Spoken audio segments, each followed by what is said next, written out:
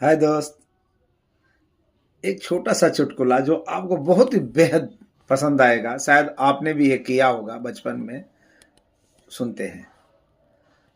तो राम और श्याम दो जुड़वे भाई थे।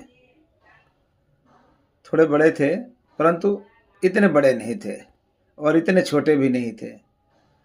गांव से कुछ दूरी पर मेला लगा हुआ था।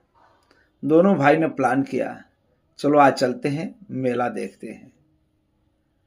मम्मी से अपने पैसा मांगा, माँ कुछ पैसा दे दो, मेला देखने जाना है।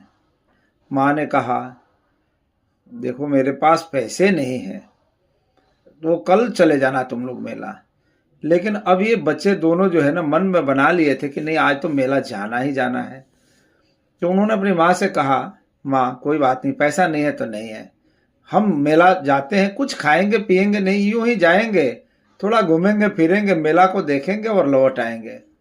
माँ ने कहा, ठीक है, अच्छी बात है, जाओ, परंतु इस बात का ध्यान रखना, चोरी चमारी नहीं करना, कोई ऐसा वैसा काम नहीं करना कि लोग आकर के शिकायत करें। बोला, बिल्कुल नहीं करेंगे माँ, आपकी दी हुई शिक्षा पे ही चलेंगे।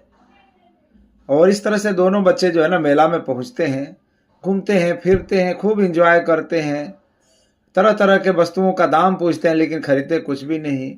आखिरकार में जो है ना उनको भूख लग गई। भूख लग गई, पैसे तो है नहीं।